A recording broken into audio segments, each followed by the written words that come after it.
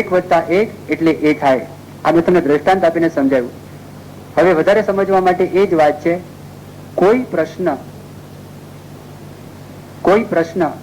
કોઈ સમસ્યા અથવા તો કોઈ કાર્ય માટે 2 અથવા વધારે માણસો ભેગા થઈને કાર્ય કરે ને તેમાંથી જે શક્તિ ઉત્પન્ન થાય એનું નામ સિનર્જી.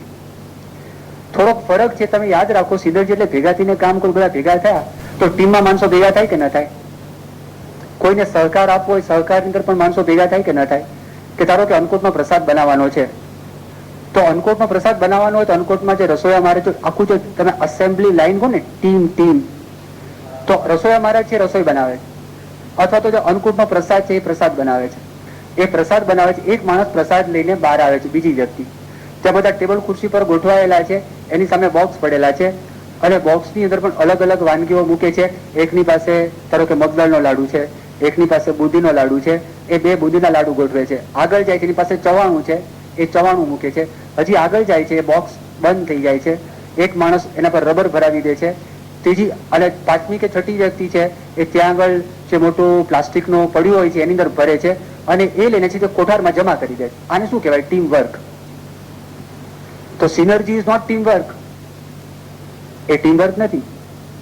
સિનર્જી એટલે કોઓપરેશન, સહકાર પણ નથી. ધારો કે કોઈને દાખલો આવડતો ન હોય અને મિત્ર એની પાસે જાય અને મિત્રને કે દાખલો હું તને ગણાવું, પણ મિત્રને પણ ના આવડે, 2 ભેગા થાય, શિક્ષક પાસે જાય, શિક્ષકને વાત કરે દાખલો તો મને ગણાવો, તો 3 ભેગા થયા, 3 ભેગા થઈને દાખલો એને ગણાવે, સોલ્વ કરે. આ પણ સિનર્જી નથી. સિનર્જી એટલે શું? કે 2 કે વધારે ભેગા થાય ને, ત્રીજો વિકલ્પ આવે, નવું સર્જન થાય, એનું નામ સિનર્જી છે. અને આ બહુ મહત્વની વાત છે.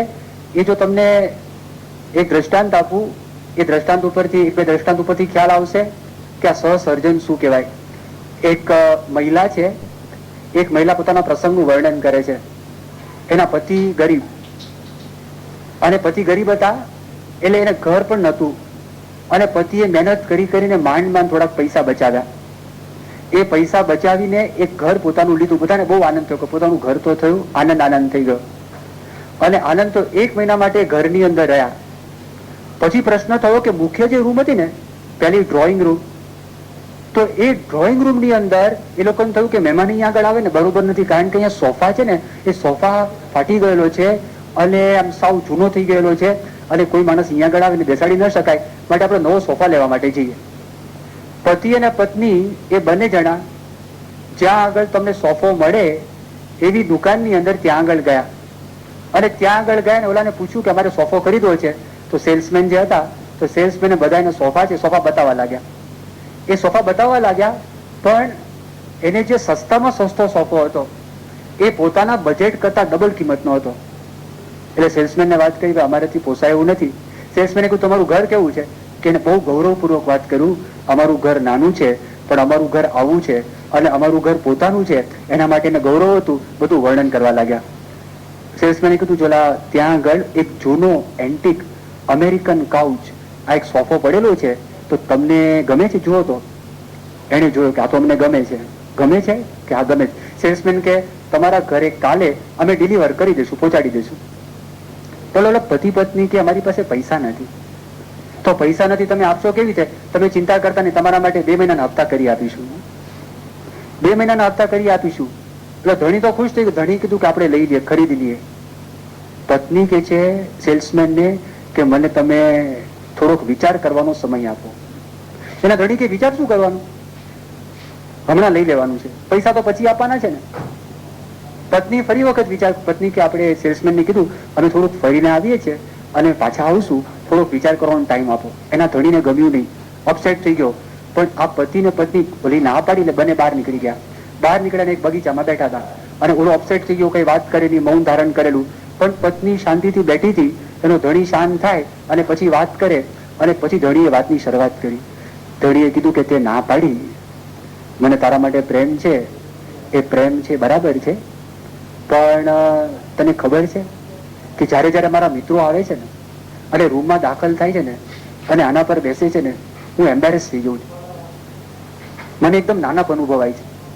મારા ભાઈઓ ઓછી મહેનત કરે છે ને પૈસા વધારે મળે છે, મારા મિત્રો ઓછી મહેનત કરે ને વધારે પૈસા મળે છે. હું આટલી બધી મહેનત કરું, હજી સુધી મારી પાસે કોઈ પૈસા આવ્યા નથી. અને આપણા પાડોશની અંદર બધા પાસે વ્યવસ્થિત વસ્તુઓ છે, મારી પાસે નથી, મને એમ લાગે કે મારું જીવન નિષ્ફળ થઈ ગયું છે. એકદમ એના જીવમાંથી બોલતા હતા. એટલા માટે મારે બહુ જરૂરની વસ્તુ હતી કે આપણા ઘરમાં જો નવો સોફો આવ્યો હોય ને તો મને એમ લાગે કે મને કંઈક સફળતા મળી, આઈ એમ ઓકે, એવું મને ફીલ થાય. પત્નીને થયું કે મારા પતિને આટલી બધી ફિલિંગ છે, તાત્કાલિક દુકાનમાં જઈ અને સોફો લઈ આવે. પણ શાંત થઈ. જો શાંત થઈને પછી શું કે છે, એને એવી વાત કરી, એને કહ્યું કે તમારી ફિલિંગ્સ છે તો I am sorry to have hurt your feelings. તમને આ ફિલિંગ છે, મને ક્ષમા કરજો, પણ મને કંઈક વાત કેવી છે, તમે સાંભળશો? ધણી કીધું આ હું સાંભળીશ, કારણ કે વાત બધી બહાર નીકળી ગઈ હતી. એને કીધું કે આપણે ગરીબ છીએ, માંડ માંડ આપણું ઘર પૂરું થાય છે, અને એ ઘરમાં છેલ્લી તારીખોની અંદર મારા મનમાં એવા વિચાર આવે છે કે આપણી પાસે પૈસા નથી, આપણું ઘર ચાલશે કેવી રીતે, એની ચિંતામાં ને ચિંતામાં ઘણી બધી રાતો હું સૂતી જ નથી. અને એમાં તમે આ નવી વાત કરી, સોફો લાવવાની વાત કરી, પણ તમને 100% ખાતરી છે કે નહીં કે 2 મહિનામાં આપણે હપ્તા નહીં ભરી શકીએ? એનો ધણી કહે છે કે યુ આર રાઈટ, તને ખબર, તારી વાત સાચી છે, પણ હજી મારા મનમાં એમ થાય છે કે પડોશના લોકો પાસે છે, આપણા પાસે કંઈક હોવું જોઈએ. બેઉ શાંત રહ્યા, કશું બોલ્યા નહીં. પછી સિનર્જીની વાત આવે. જો ત્રીજો વિકલ્પ, આ સોફો લેવાની વાત કરે છે, પત્ની ના પાડે છે લેવાની, તો ત્રીજો વિકલ્પ શું આવે છે? નવું સર્જન થાય છે, એનું નામ સિનર્જી, એનું આ દ્રષ્ટાંત આપે છે. એ પત્નીએ વાતની શરૂઆત કરી, આપણે એવું કંઈ કરી શકીએ, આપણી જે ડ્રોઈંગ રૂમ છે એને આકર્ષક બનાવીએ બસ, પણ સસ્તામાં. અને એવું કંઈ થાય, સસ્તું ને આકર્ષક બનાવી શકીએ આપણે? કંઈક વિચાર કરીએ. એનો ધણી કે આપણે શું કરીશું? એના પત્નીને વિચારો. પત્નીએ કીધું કે સેકન્ડ હેન્ડ દુકાનમાં આપણે જઈએ. તેનો ધણી હસી પડ્યો. સેકન્ડ હેન્ડ દુકાનમાં ઓલો જૂનો અમેરિકાનો સોફો હતો ને એના કરતા જૂનો હશે, આ એન્ટિકનો એન્ટિક હશે, એન્ટિકનો બાપ હશે, જૂનો હશે કે. હસી પડ્યો. હવે કે ચાલો બસ. પણ ત્યાં આગળ સેકન્ડ હેન્ડ દુકાનમાં ગયા, એક સોફો જોયો, લાકડા બધા પાયા હતા, હલબલી ગયેલા હતા, પછી ઉપર થોડું ફાટી ગયેલું, કુશન બધા છૂટા પડી ગયેલા, એ બધું હતું. પણ પત્નીએ કીધું કે આપણે આ ખરીદીએ. પેલાને પૂછ્યું કેટલામાં છે? પત્નીને વિશ્વાસ હતો આપણે રિપેર કરી શકીશું જાતે, પૈસાનો ખર્ચ ઓછો થશે, રિપેર કરી શકીશું. કે કેટલાની અંદર છે? ઓલાએ કીધું $13.5. અને ઓલો તો સેંકડોમાં ની અંદર $13.5. અને ખરીદી લીધો. પછી શું કર્યું કે જાતે એના ધણી હતા, એને વુડન કામ, સુથારનું કામ આવડતું હતું, એને પાયા વ્યવસ્થિતપણે મજબૂત કરી દીધા, જાજો ખર્ચો થયો નહીં. એની પત્ની છે એને અપહોલ્સ્ટ્રીના ક્લાસીસ ભર્યા, ટ્યુશન ક્લાસીસ, કે સોફા ઉપર તમારે રેક્ઝિન ચડાવવું હોય કે પછી આ જે પ્રકારનું હોય, કપડું હોય, મખમલનું હોય, એને અપહોલ્સ્ટ્રી કહેવામાં આવે, તો એ ચડાવવાના ક્લાસીસ ભર્યા, એ સસ્તાની અંદર. 3 અઠવાડિયાની અંદર ફર્સ્ટ ક્લાસ સોનેરી સોફો, નવો એકદમ ગ્રાન્ડ સોફો તૈયાર થઈ ગયો. અને પોતે જાતે મહેનત કરીને મૂકેલો. અને પ્રથમ રૂમમાં કોઈ પણ માણસ આવે એને અંતરમાં ફીલ થાય, અમે પોતે બનાવેલો છે. તમે અનુભવ કરજો, ભગવાન પાસે દર્શન કરો ને હારના, એ હારના દર્શન થાય છે, આનંદ આવે, પણ તમે બનાવો ને જુદો આનંદ આવે. અનુભવ કરવો હોય તો કરી જોજો, એ દર્શન જુદા થશે એકદમ. ઓહો, મારો હાર છે. ભગવાન પાસે થાળ થયો, જુદો થાળ થયો હોય, જાતે બનાવ્યું હોય ને, ભલે રોટલી ગોળ ના હોય, રોટલીના નકશા થાય ને તોય ગમે. ભારતનો નકશો તૈયાર થયો હોય ને શરૂઆતમાં, કારણ કે આપણને લાગે બધા બહેનો જ બનાવે, પણ હવે સંતો બને, સંતોની રસોઈ બનાવવી પડે. જિંદગીમાં વેલણને અડ્યા ના હોય, એટલે કોમ્પ્યુટર એન્જિનિયર થઈને આવ્યો હોય, ઇલેક્ટ્રોનિક્સ એન્જિનિયર થઈને આવ્યો હોય, ચાર્ટર્ડ એકાઉન્ટન્ટ થઈને આવ્યો હોય, ડોક્ટર થઈને આવ્યો કે ચાલો ભાઈ સારંગપુર ટ્રેનિંગ સેન્ટરમાં રોટલી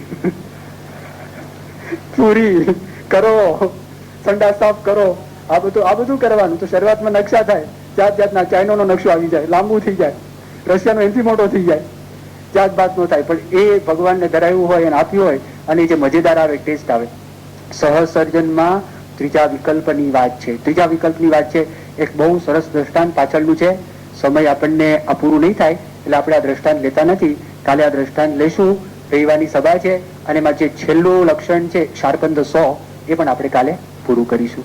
સદાનંદ સ્વામી મહારાજની જય.